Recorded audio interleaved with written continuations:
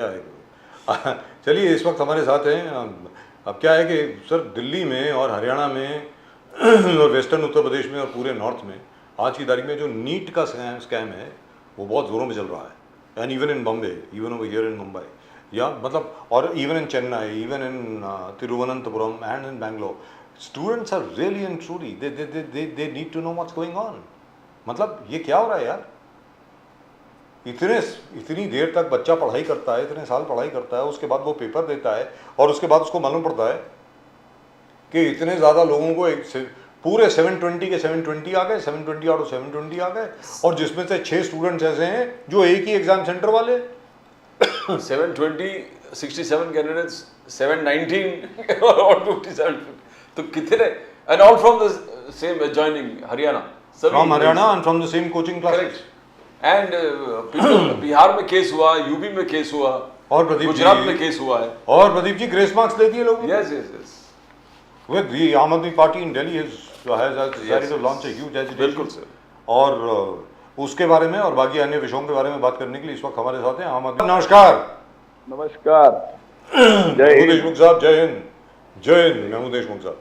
तो महमूद देशमुख साहब, एक तो दो चीज़ें हैं। एक तो दिल्ली में पानी नहीं आ रहा, और वो बोल रहे हैं भाई दिल्ली का तो शुरू से ये रहा है, दिल्ली के अपने पानी का तो रिसोर्स कोई है नहीं। दिल्ली को, सर आपको आवाज़ आ रही है? जी आ रही है, सुन रहा हूँ। दिल्ली को हमेशा आसपास के इलाकों की जरूरत पड़ी है पानी के लिए।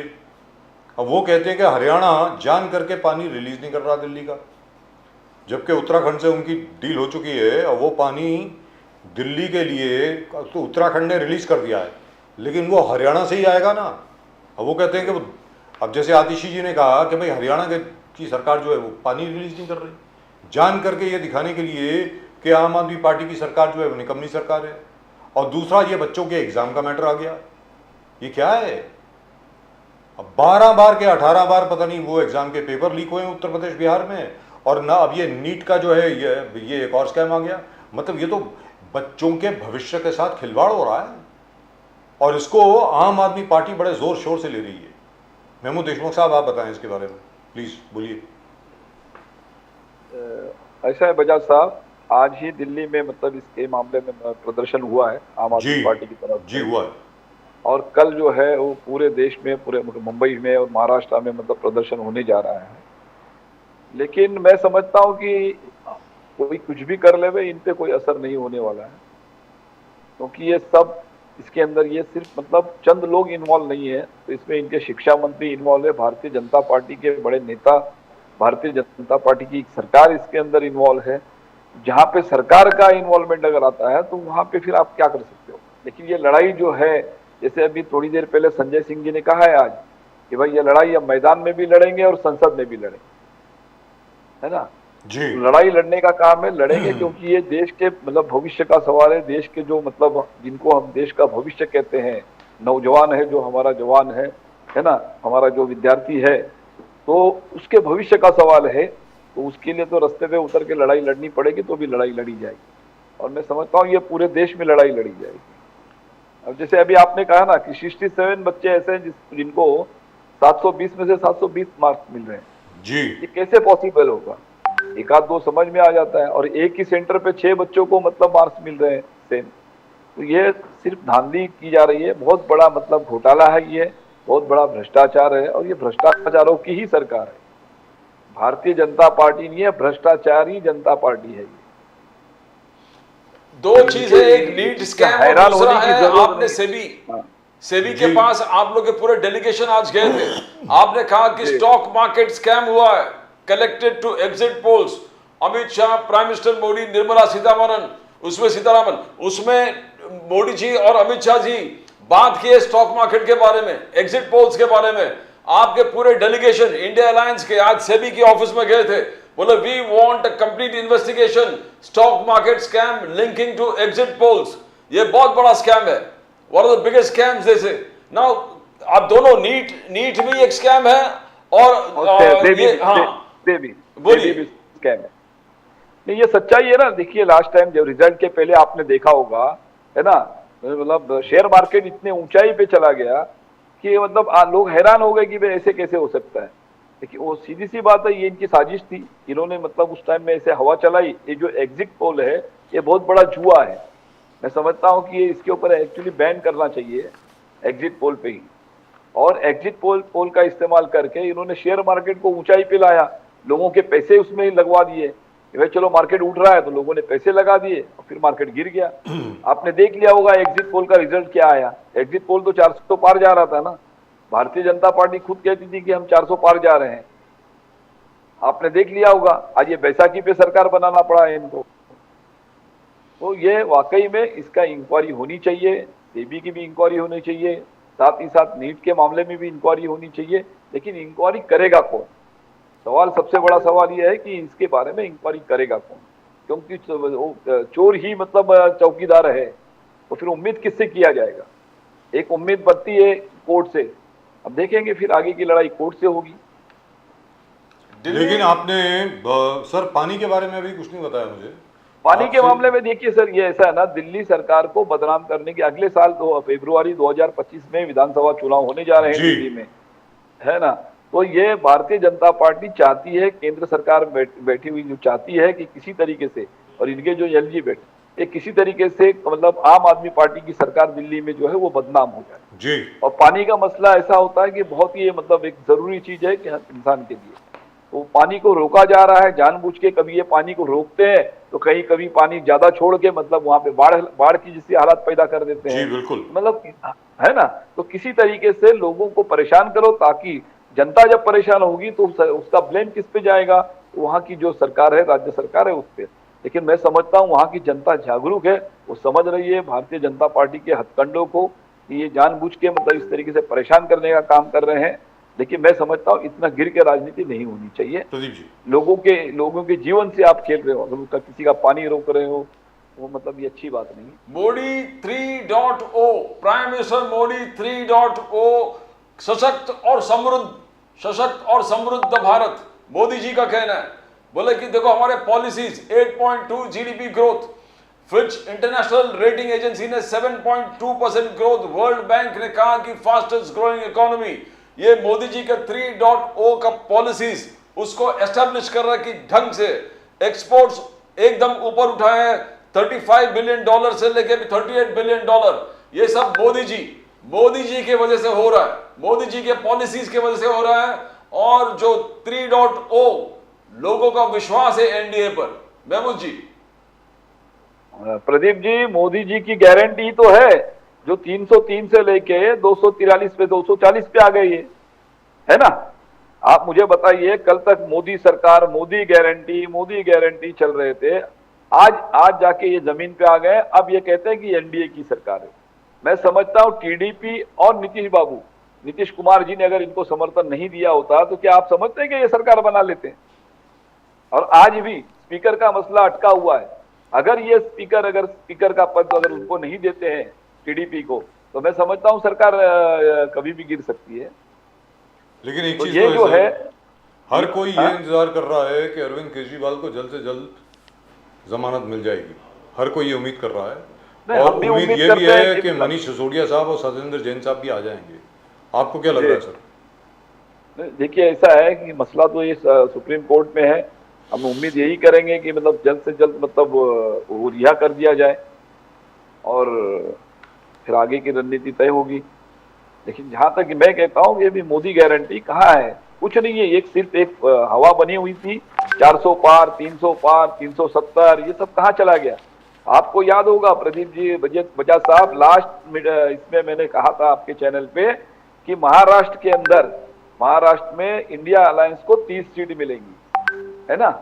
आज वो फिगर आपको चेक कर सकते हैं कि मैंने जो कहा था वो 30 सीट मिलेगी। वो 30 सीट नहीं, बल्कि आज वो विशाल पाटिल भी साथ में आ गए तो 31 हो गए। कहा तो मतलब एनडीए वाले कहते थे कि भाई 45 सीट में हमारी आने वाली है, 48 में से 45 सीट एनडीए की आने वाली। हवा तो निकल गई है इनकी। और मैं कहता हूँ आने वाले कल आप याद रखिएगा, 4 महीने बाद जब महाराष्ट्र में चुनाव होंगे, असेंबली के चुनाव होंगे, उस वक्त महाराष्ट्र में इंडिया अलायंस की सरकार बनेगी और ये बाहर चले जाएंगे।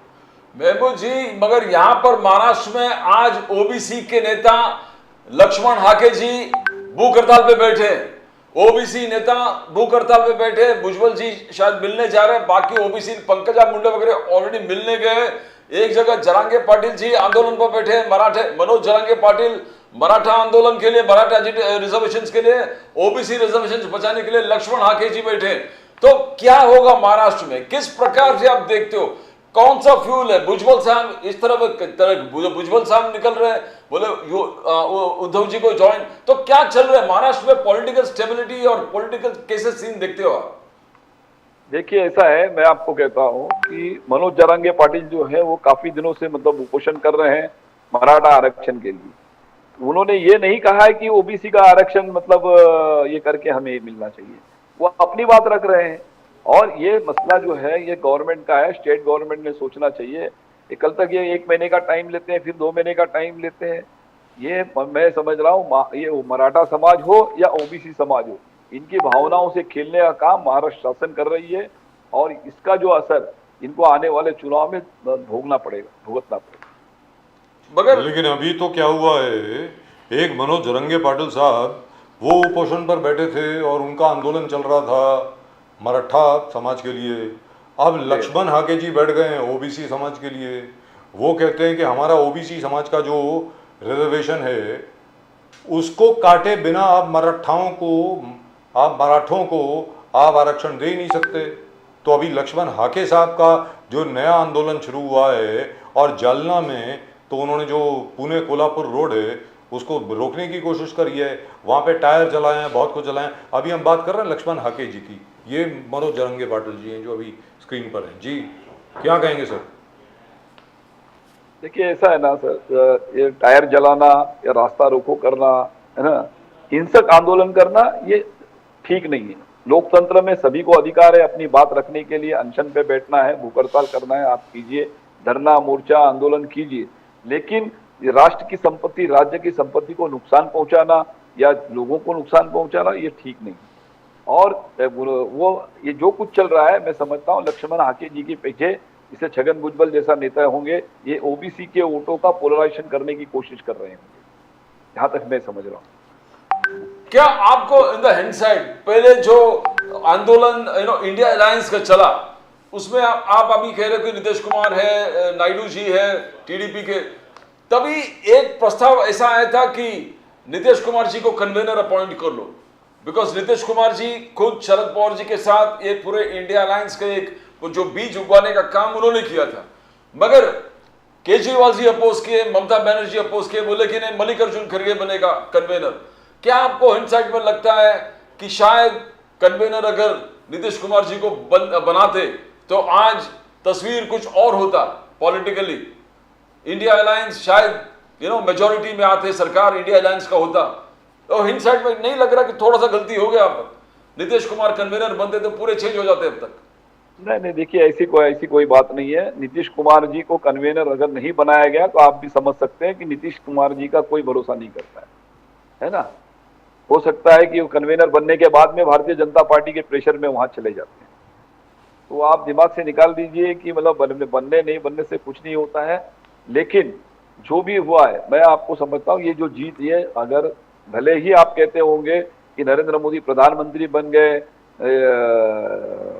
तीसरी मर्तबा ये सरकार बना लिया है, लेकिन ये जीत कर भी ये हारे हुए हैं। जीत कर भी इनकी हार हुई है, ये जीते नहीं। जिस तरीके से ये इनका अहंकार बोल रहा था, आप समझ सकते हैं। मोहन भागवत जी का स्टेटमेंट आया, इंद्रेश कुमार जी का स्टेटमेंट आया, है ना, जो इन्होंने कहा है उसपे से आप अंदाजा लगा सकते हैं। लेकिन आज की तारीख में एक तो है नीट का स्कैम, NEET, वो बहुत ज़बरदस्त है। सारे जितने भी युवा लोग हैं वो उससे अफेक्टेड हैं, उससे प्रभावित हैं। दूसरा, दिल्ली में जान करके जो आरोप लगाया जा रहा है कि भाई हरियाणा पानी रिलीज़ नहीं कर रहा है, वो दूसरी चीज़ है। तीसरा, आरक्षण को लेकर के पहले से ही ज़मीन बांधी जा रही है महाराष्ट्र में, OBC आरक्षण को लेकर के। तो मतलब माहौल बहुत गर्म होने वाला है जब तक लोकसभा का पहला सेशन शुरू होगा 2024 का। जी। तो आपको क्या लगता है कि सरकार जो है कोई अच्छा सॉल्यूशन ले पाएगी, या फिर सरकार के पास और कोई चारा नहीं होगा जैसा उन्होंने पहले किया, 150 145 सांसदों को सस्पेंड कर दिया, क्या एक बार फिर वो करने वाले हैं? 145 150, इस बार 200 को सस्पेंड कर देंगे? नहीं, इसीलिए तो भारतीय जनता पार्टी चाहती है कि स्पीकर उनका बने, और विपक्ष इस बात पे अड़ा हुआ है कि भाई अगर स्पीकर आपका बनेगा, हमेशा से ये परंपरा रही है कि लोकसभा का स्पीकर है वो अनऑपोज बनता है ना, उसके लिए चुनाव कभी नहीं किए जाते हैं। ये माना जाता है कि भाई चलो अब, और विपक्ष का जो है डिप्टी स्पीकर होता है, तो डिप्टी स्पीकर की मांग की है विपक्ष ने, तो देना चाहिए। अगर वो नहीं देंगे तो लोकसभा स्पीकर के लिए भी मतलब इंडिया अलायंस उतरेंगे, कैंडिडेट अपना उतारेंगे। लेकिन चंद्रबाबू नायडू साहब जो हैं अंदर से तो चाहते हैं कि स्पीकर उनका हो, क्योंकि घबराहट तो उनको भी होगी कि उनके 16 एमपी जो हैं और उधर नीतीश बाबू के 12 एमपी जो हैं, कहीं उन पर नजर तो नहीं है बीजेपी की? क्योंकि महाराष्ट्र में अगर पार्टी तोड़ सकते हैं तो वहां क्यों नहीं तोड़ सकते? बजाज साहब, आपने बहुत मुद्दे की बात कही है। इनका आगे का प्रोग्राम यही है। देखिए, आज ये बैसाखी पे है, मोदी जी जो है वो डिक्टेटर है ना, तो एक तानाशाह कभी भी मतलब लोकतंत्र को नहीं मानता, वो अपनी मनमानी चलाते आए हैं अपने पिछले 10 साल से। तो आपको क्या लगता है कि वो मतलब नीतीश कुमार से राय लेंगे या तेलुगु देशम की चंद्रबाबू नायडू से राय मशवरा करके सत्ता में रहेंगे? नहीं रह पाते हैं।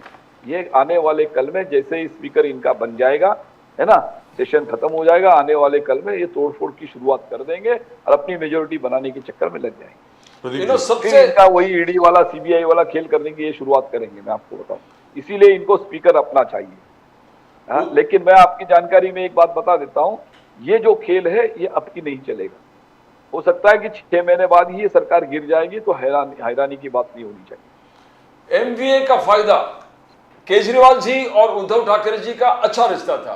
केजरीवाल जी आते थे, उद्धव जी से हमेशा मीटिंग करते थे, उद्धव जी का भी मीटिंग केजरीवाल जी से होता, ना एक अच्छा आपका बॉन्डिंग हो गया था। मगर पूरे एमवीए जो परफॉर्मेंस था, एमवीए परफॉर्म, बट बीजेपी कहना Uddhav Thackeray is not perform. MVA का गेन हो गया, उद्धव ठाकरे जी का लॉस हो गया। गए बार उद्धव ठाकरे जी को 18 सीट मिला था, आज उद्धव ठाकरे जी को 9 सीट पे खुश रहना पड़ रहा है। 21 सीट्स लड़े, सिर्फ 9 सीट आ गए। शरद पवार जी 10 लड़े 8 निकल गए। कांग्रेस का 17 लड़ा, 13 निकल गए। दोनों गेन किया, MVA is gain. BJP highlight कर रहा है कि उद्धव ठाकरे जी हैज लॉस्ट। तो ये कैसे? तो क्या ये रिजल्ट और फिर नाना पाटोले जी जिस प्रकार से बिहेवियर कर रहे हैं, बड़े भाई हम हैं, तो क्या ये एमवीए कैसे देखते हो आप इस चीज को? मुश्किल हो जाएगा आगे जाके असेंबली इलेक्शन तक? नहीं, ऐसी कोई बात नहीं है। देखिए, ये भारतीय जनता पार्टी तो चाहती है कि ये आपस में मतलब फूट पड़े, क्योंकि भारतीय जनता पार्टी को लोगों ने आसमान दिखा दिया है ना। आपने देखा होगा भारतीय जनता पार्टी आज कितने में निपट गई है।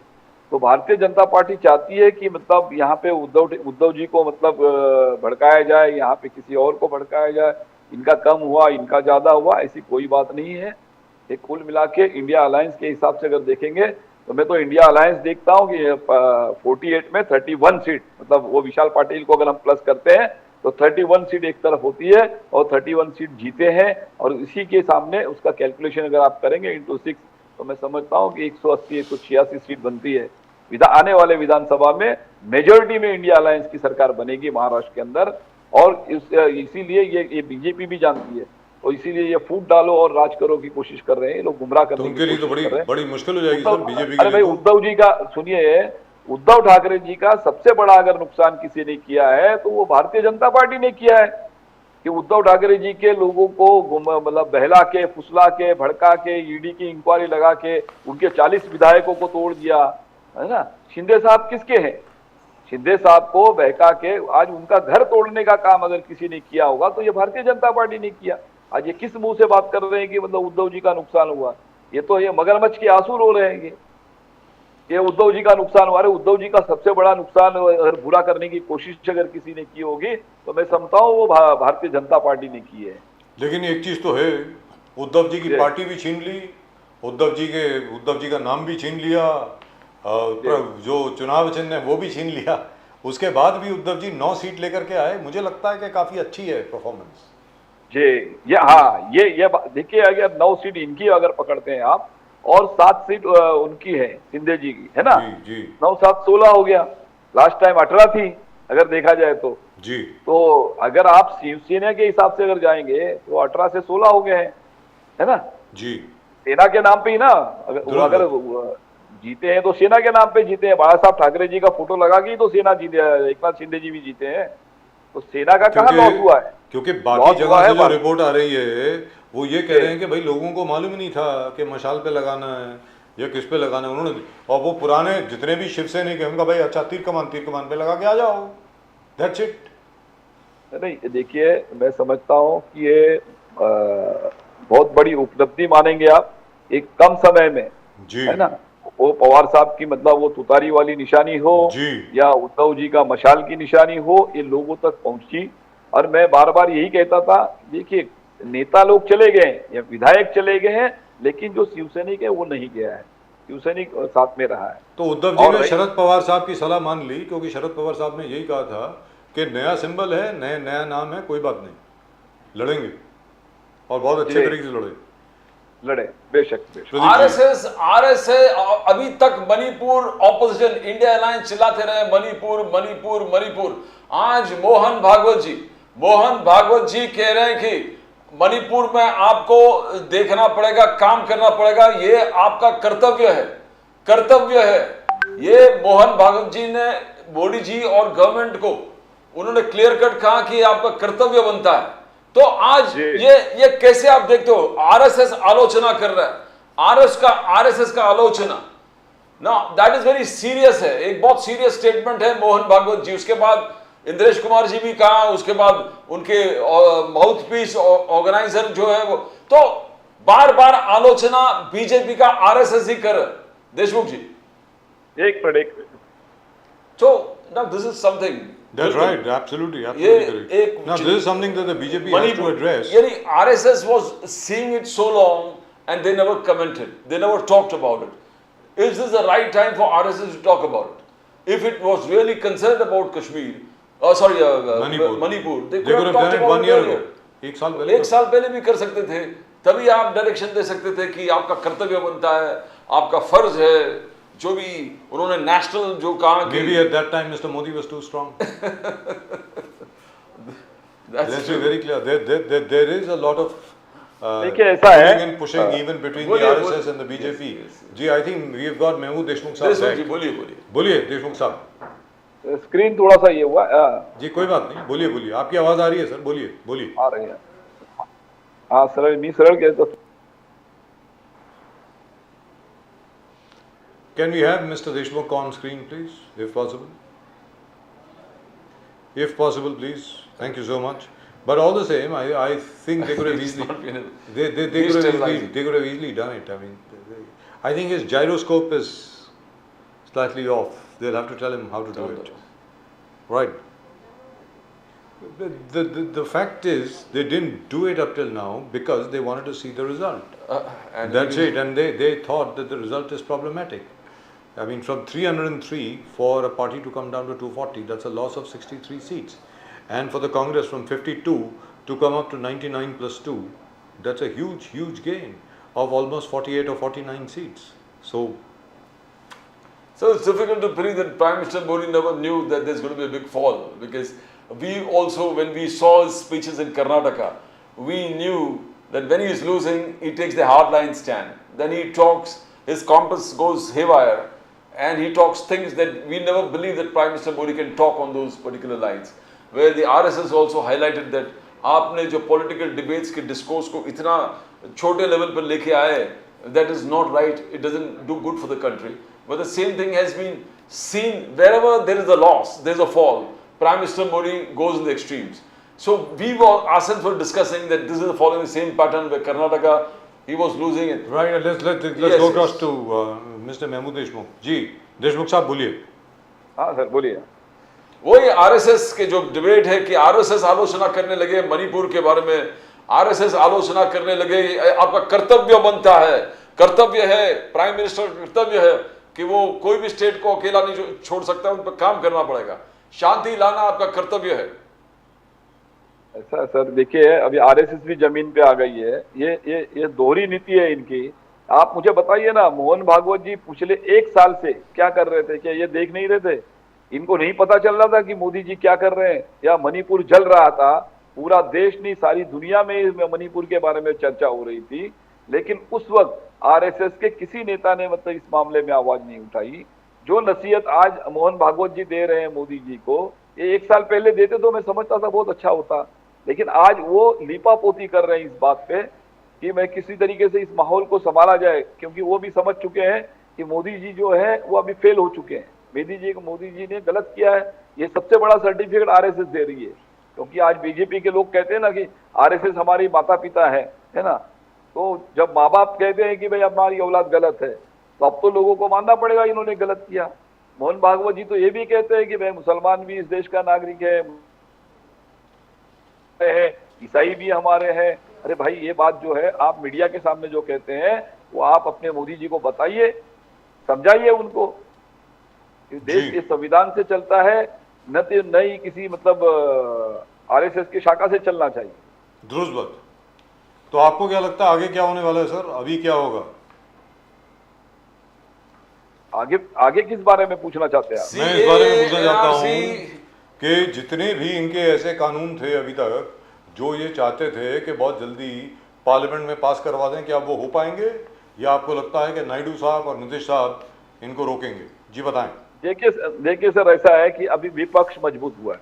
10 साल बाद विपक्ष का नेता आ रहा है ना। 10 साल बाद मतलब ये लोग इस देश के अंदर लोकतंत्र में विपक्ष मजबूत है, और लोकतंत्र की मजबूती का सबसे बड़ा मिसाल यही होता है कि विपक्ष मजबूत होना चाहिए। इन्होंने 10 साल पिछले ये कोशिश की कि भाई विपक्ष कमजोर रहे, ये तो चाहते ही नहीं थे, ये तो विपक्ष का नेता ही नहीं बनने देना चाहते थे। तो आज ऐसे हालात नहीं है। भले ही ये कहते होंगे कि हम सत्ता में आ गए, तीसरी बार सत्ता में आ गए, कोई बात नहीं है, लेकिन ये जीत के भी हारे हुए हैं, क्योंकि सत्ता में आज विपक्ष मजबूत है। लोकतंत्र इसमें लोकसभा में भी और राज्यसभा में भी या इनका ऐसा कोई भी गलत बिल जो है वो पास नहीं होने दिया जाए, और संविधान को ये धक्का लगाने की अगर ये कोशिश करते हैं तो मैं समझता हूं कि इनको रास्ते पे उतर के इनको बाहर कर दिया जाए। राइट। महमूद देशमुख साहब, बहुत बहुत शुक्रिया आपका, आप हमारे साथ जुड़े। Thank you so much, all the very best sir. मैं उम्मीद करता हूं कि जहां तक मुंबई के स्लम डवेलर्स का प्रश्न है, हमारे झोपड़पट्टी के जितने भी वासी हैं, मैं उम्मीद करता हूं कि बारिश के मौसम के दौरान कोई वहां पर डेमोलिशन नहीं होगी, आई होप। और अगर होती है तो आप रहेंगे वहां पर, हम लोग आपके साथ रहेंगे। बेशक बेशक जी। ये आप मुझे याद कीजिए, मैं भी रहूंगा जहाँ पे अगर आपकी नजर में कहीं है तो मैं लड़ाई लड़ने के लिए मैं आ जाऊंगा। Thank you so much sir, thank you very much. नमस्कार, जय हिंद। नमस्कार, जय Hind. Well, it is absolutely true that the opposition has gained. There is no doubt about it. And for the first time, Mr. Modi will actually be facing a leader of the opposition, an official leader of the opposition, because in the last 2 terms, there was no official leader of the opposition, because no party actually was able to get the requisite number of seats. And it's going to be very, very interesting.